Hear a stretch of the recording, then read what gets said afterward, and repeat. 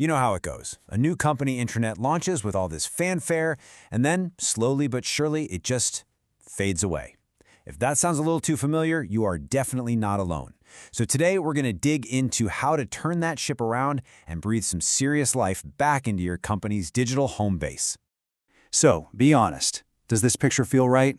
You log into your company intranet and you hear, well, crickets. It's a super common problem. The platform that was supposed to be the buzzing center of communication has turned into a digital ghost town. It's become a place people only go when they absolutely have to find that one specific form. And this isn't just a vague feeling. It's what employees are actually saying out loud. The feedback is loud and clear. One of the biggest killers of engagement is stale, outdated content. If there's nothing new or relevant, people just have no reason to stick around. Now, the first instinct is always, we just need more content. Let's just throw more stuff on there. But the real solution isn't about quantity. It's about a total mindset shift in how we think about what an intranet is even for. Think of it like this. We need to move away from the old model, the digital bulletin board. You know, that static, formal place where management just posts announcements. The goal is to transform it into a digital town square, a lively, interactive community hub where conversation flows both ways. It's about turning it from a place you have to go into a place you actually want to go. So, before we jump into all the cool ideas and solutions, let's quickly diagnose the problem. Why do these ghost towns happen in the first place? What's really going on? Well, the culprits are usually the usual suspects, right? It's that top-down, one-way communication. The content gets old and dusty, there's just a wall of text with no visuals, and pretty soon there's so much info that people are totally overwhelmed. It just feels impersonal, and there's no reason for anyone to engage. Okay, so how do we start rebuilding? It all starts with our first pillar, building a solid foundation with content that actually informs people. This is the absolute bedrock of a useful intranet. First things first, you've got to make the intranet the single source of truth for your company. All the important company news, it lands here first. A quick blog post or even a video from the CEO can be incredibly powerful.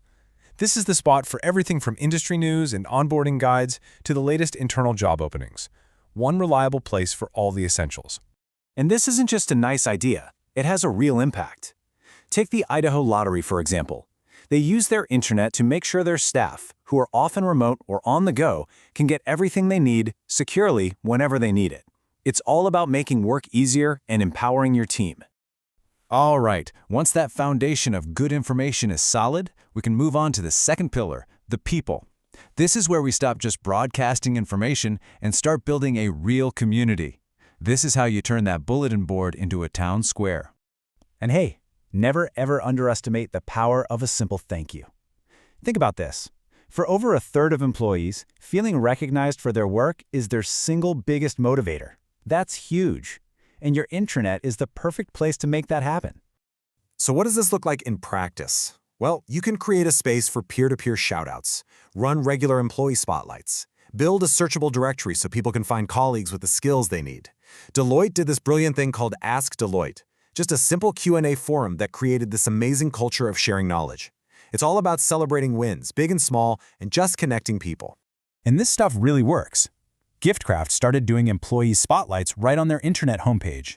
The feedback was immediate. It directly boosted the sense of community and belonging. Turns out people love reading about their colleagues. Okay, our third and final pillar, this is where things get really fun and dynamic. We're talking about content that actively invites people to participate, to click, to share, to get involved. This is how you make your intranet truly come alive. This is all about interaction. Run quick polls to get instant feedback. Introduce a little friendly competition with leaderboards or badges. Encourage your employees to post their own content. A fantastic tactic is sharing customer success stories. It connects the day-to-day grind to real-world impact. And of course, offering health and well-being resources shows that the company genuinely cares. Let's look at Connect Recruitment to see just how powerful this is. The old way, they'd email out these static performance tables that were out of date the second they were sent. Engagement? Super low. The new way? They just embedded a live Google Sheet right on the intranet. Suddenly, the league tables were always up to date, totally transparent, and they became a huge motivator for the team. It was such a simple switch from static to dynamic, but it made all the difference. Whew, okay, we have thrown a ton of ideas at you, but how do you actually make all this happen without getting overwhelmed? Let's break it down into a simple blueprint you can follow. Here it is, your 5-step playbook. Number 1, plan ahead. Use a content calendar so you're not always scrambling. 2, mix it up. Use video, polls, graphics. Keep it fresh. 3, keep it relevant. Quality over quantity, always. 4, make it interactive. Encourage comments, likes, and sharing. And finally, number 5, keep it simple. Make it easy to navigate and give people info in bite-sized chunks. And that really brings us to the final question you have to ask yourself. A great intranet isn't just another piece of software on the shelf. It's a living, breathing reflection of your company's culture. When you take care of it, it becomes the digital heartbeat of your whole organization. So, is yours just a tool, or is it something more? Is it your culture?